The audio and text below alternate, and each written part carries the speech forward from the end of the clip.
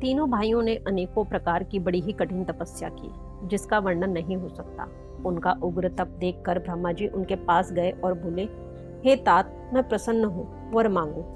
रावण ने विनय करके और चरण पकड़कर कहा, हे जगदीश्वर, सुनिए, वानर और मनुष्य, इन दो जातियों को छोड़कर हम और किसी के मारे न मरे, यह वर दीजिए। शिवजी कहते हैं कि मैंने और ब्रह्मा ने मिलकर उसे वर दिया कि ऐसा ही हो। तुमने बड़ा तप किया है। फिर ब्रह्मा जी कुंभकर्ण के पास गए। उसे देखकर उनके मन में बड़ा आश्चर्य हुआ। जो यह दुष्ट नित्य आहार करेगा तो सारा संसार ही उजाड़ हो जाएगा। ऐसा विचार कर ब्रह्मा जी ने सरस्वती जी को प्रेरणा करके उसकी बुद्धि फेर दी, जिससे उसने 6 महीने की नींद मांगी। फिर ब्रह्मा जी विभीषण के पास गए और बोले, हे पुत्र, वर मांगो। उसने भगवान के चरण कमलों में निर्मल, निष्काम और अनन्य प्रेम मांगा। उनको वर देकर ब्रह्मा जी चले गए और वो तीनों भाई हर्षित होकर अपने घर लौट आए। मय दानव की मंदोदरी नाम की कन्या परम सुंदरी और स्त्रियों में शिरोमणि थी। मय ने उसे लाकर रावण को दिया। उसने जान लिया कि यह राक्षसों का राजा होगा। अच्छी स्त्री पाकर रावण प्रसन्न हुआ और फिर उसने जाकर दोनों भाइयों का विवाह कर दिया। समुद्र के बीच में त्रिकूट नामक पर्वत पर ब्रह्मा का बनाया हुआ एक बड़ा भारी किला था। महान मायावी और निपुण कारीगर मय दानव ने उसको फिर से सजा दिया। उसमें मणियों से जड़े हुए सोने के अनगिनत महल थे। जैसी नागकुल के रहने की पाताल लोक में भोगावतीपुरी है और इंद्र के रहने की स्वर्ग लोक में अमरावतीपुरी है, उनसे भी अधिक सुंदर और बांका वह दुर्ग था। जगत में उसका नाम लंका प्रसिद्ध हुआ। उसे चारों ओर से समुद्र की अत्यंत गहरी खाई घेरे हुए है। उस दुर्ग के मणियों से जड़ा हुआ सोने का मजबूत परकोटा है, जिसकी कारीगरी का वर्णन नहीं किया जा सकता।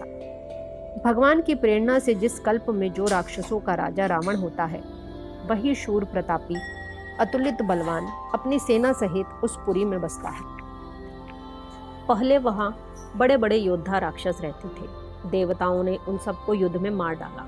अब इंद्र की प्रेरणा से वहां कुबेर के 1 करोड़ रक्षक यक्ष लोग रहते हैं। रावण को कहीं ऐसी खबर मिली, तब उसने सेना सजाकर किले को जा घेरा। उस बड़े विकट योद्धा और उसकी बड़ी सेना को देखकर यक्ष अपने प्राण लेकर भाग गए। तब रावण ने घूम फिरकर सारा नगर देखा। उसकी स्थान संबंधी चिंता मिट गई और उसे बहुत ही सुख हुआ।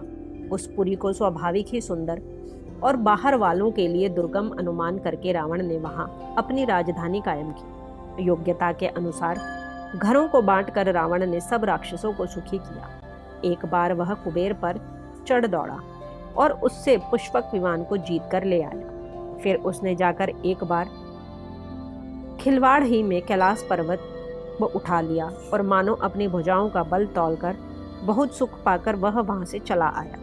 सुख, संपत्ति, पुत्र, सेना, सहायक, जय, प्रताप, बल, बुद्धि और बड़ाई, ये सब उसके नित्य नए वैसे ही बढ़ते जाते थे जैसे प्रत्येक लाभ पर लोभ बढ़ता है। अत्यंत बलवान कुंभकर्ण सा उसका भाई था, जिसके जोड़ का योद्धा जगत में पैदा ही नहीं हुआ। वह मदिरा पीकर 6 महीने सोया करता था। उसके जागते ही तीनों लोकों में तहलका मच जाता था। यदि वह प्रतिदिन भोजन करता, तब तो संपूर्ण विश्व शीघ्र ही चौपट हो जाता। रणधीर ऐसा था कि जिसका वर्णन नहीं किया जा सकता। लंका में उसके ऐसे असंख्य बलवान वीर थे। मेघनाथ रावण का बड़ा लड़का था, जिसका जगत में योद्धाओं में पहला नंबर था। रण में कोई भी उसका सामना नहीं कर सकता था। स्वर्ग में तो उसके भय से नित्य भगदड़ मची रहती थी। इनके अतिरिक्त दुर्मुख, अकंपन, वज्रदंत, धूमकेतु और अतिकाय आदि ऐसे अनेक योद्धा थे जो अकेले ही सारे जगत को जीत सकते थे। सभी राक्षस मनमाना रूप बना सकते थे और आसुरी माया जानते थे। उनके दया धर्म स्वप्न में भी नहीं था। एक बार सभा में बैठे हुए रावण ने अपने अगणित परिवार को देखा। पुत्र, पौत्र, कुटुंबी और सेवक ढेर के ढेर थे। सारी राक्षसों की जातियों को तो गिन ही कौन सकता था। अपनी सेना को देखकर स्वभाव से ही अभिमानी रावण क्रोध और गर्व में सनी हुई वाणी बोला, हे समस्त राक्षसों के दलों, सुनो, देवतागण हमारे शत्रु हैं। वे सामने आकर युद्ध नहीं करते, बलवान शत्रु को देखकर भाग जाते हैं। उनका मरण एक ही उपाय से हो सकता है। मैं समझा कर कहता हूँ, अब उसे सुनो।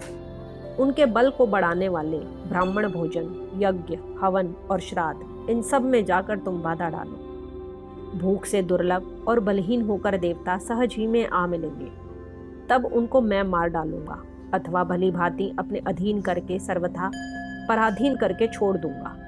फिर उसने मेघनाथ को बुलाया और सिखा पढ़ाकर उसके बल और देवताओं के प्रति वैर भाव को उत्तेजना दी। फिर कहा, हे पुत्र, जो देवता रण में धीर और बलवान है और जिन्हें लड़ने का अभिमान है, उन्हें युद्ध में जीन कर बांध लाना। बेटे ने उठकर पिता की आज्ञा को शिरोधार्य किया। इसी तरह उसने सबको आज्ञा दी और आप भी हाथ में गदा लेकर चल दिया। रावण के चलने से पृथ्वी डगमगाने लगी और उसकी गर्जना से देव रमणियों के गर्भ गिरने लगे। रावण को क्रोध सहित आते हुए सुनकर देवताओं ने सुमेरु पर्वत की गुफाएं तकी, भागकर सुमेरु की गुफाओं का आश्रय लिया। दिक्पालों के सारे सुंदर लोगों को रावण ने सूना पाया। वह बार बार भारी सिंह गर्जना करके देवताओं को ललकार कर गालियां देता था। रण के मद में मतवाला होकर वह अपनी जोड़ी का योद्धा खोजता हुआ जगत भर में दौड़ता फिरा, परंतु उसे ऐसा योद्धा कहीं नहीं मिला। सूर्य, चंद्रमा, वायु, वरुण, कुबेर, अग्नि, काल और यम आदि सब अधिकारी, किन्नर, सिद्ध, मनुष्य, देवता और नाग, सभी के पीछे वह हठ पूर्वक पड़ गया। किसी को भी उसने शांति पूर्वक नहीं बैठने दिया। ब्रह्मा जी की सृष्टि में जहां तक शरीरधारी स्त्री पुरुष थे, सभी रावण के अधीन हो गए। डर के मारे सभी उसकी आज्ञा का पालन करते थे और नित्य आकर नम्रता पूर्वक उसके चरणों में सर नवाते थे। उसने भुजाओं के बल से सारे विश्व को वश में कर लिया, किसी को स्वतंत्र नहीं रहने दिया। इस प्रकार मंडलीक राजाओं का शिरोमणि सार्वभौम सम्राट रावण अपने इच्छा अनुसार राज्य करने लगा। देवता, यक्ष, गंधर्व, मनुष्य, किन्नर और नागों की कन्याओं तथा बहुत सी अन्य सुंदरी और उत्तम स्त्रियों को उसने अपनी भुजाओं के बल से जीतकर ब्याह लिया। मेघनाद से उसने जो कुछ कहा उसने मेघनाद ने मानो पहले से ही कर रखा था, अर्थात रावण के कहने भर की देर थी। उसने आज्ञा पालन में तनिक भी देर नहीं की। जिनको रावण ने मेघनाद से पहले ही आज्ञा दे रखी थी, उन्होंने जो करतूतें की उन्हें सुनो। सब राक्षसों के समूह देखने में बड़े भयानक, पापी और देवताओं को दुख देने वाले थे। वे असुरों के समूह उपद्रव करते थे और माया से अनेकों प्रकार के रूप धरते थे। जिस प्रकार धर्म की जड़ कटे, वे वही सब वेद विरुद्ध काम करते थे। जिस जिस स्थान में वे गौ और ब्राह्मणों को पाते थे, उसी नगर, गांव और पूर्वे में आग लगा देते थे। उनके डर से कहीं भी शुभ आचरण, ब्राह्मण भोजन, यज्ञ, श्राद्ध आदि नहीं होते थे। देवता, ब्राह्मण और गुरु को कोई नहीं मानता था। न हरि भक्ति थी, न यज्ञ, तप और ज्ञान था। वेद और पुराण तो स्वप्न में भी सुनने को नहीं मिलते थे। जब योग, वैराग्य, तप तथा यज्ञ में देवताओं के भाग पाने की बात रावण कहीं कानों से सुन पाता तो उसी समय स्वयं दौड़ आता। कुछ भी रहने नहीं पाता, वह सबको पकड़कर विध्वंस कर डालता था।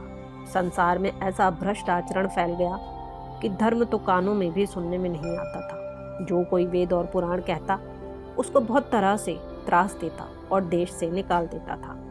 राक्षस लोग जो घोर अत्याचार करते थे, उसका वर्णन नहीं किया जा सकता। हिंसा पर ही जिनकी प्रीति है, उनके पापों का क्या ठिकाना। पराय धन और पराई स्त्री पर मन चलाने वाले दुष्ट, चोर और जुआरी बहुत बढ़ गए। लोग माता पिता और देवताओं को नहीं मानते थे और साधुओं की सेवा करना तो दूर रहा, उल्टे उनसे सेवा करवाते थे।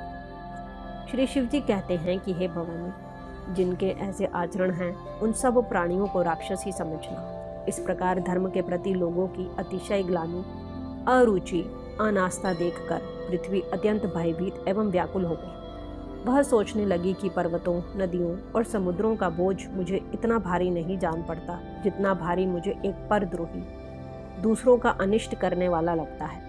पृथ्वी सारे धर्मों को विपरीत देख रही है, पर रावण से भयभीत हुई वह कुछ बोल नहीं सकती। अंत में हृदय में सोच विचार कर गौ का रूप धारण कर धरती वहां गई, जहां सब देवता और मुनि छिपे थे। पृथ्वी ने रोकर उनको अपना दुख सुनाया, पर किसी ने कुछ काम न बना। तब देवता, मुनि और गंधर्व सब मिलकर ब्रह्मा जी के लोक सत्यलोक हो गए। भय और शोक से अत्यंत व्याकुल बिचारी पृथ्वी भी गौ का शरीर धारण किए हुए उनके साथ थी। ब्रह्मा जी सब जान गए। उन्होंने मन में अनुमान किया कि इसमें मेरा कुछ भी वश नहीं चलने का। तब उन्होंने पृथ्वी से कहा कि जिसकी तू दासी है वही अविनाशी हमारा और तुम्हारा दोनों का सहायक है। ब्रह्मा जी ने कहा, हे धरती, मन में धीरज धारण करके श्री हरि के चरणों का स्मरण करो। प्रभु अपने दासों की पीड़ा को जानते हैं, ये तुम्हारी कठिन विपत्ति का नाश करेंगे।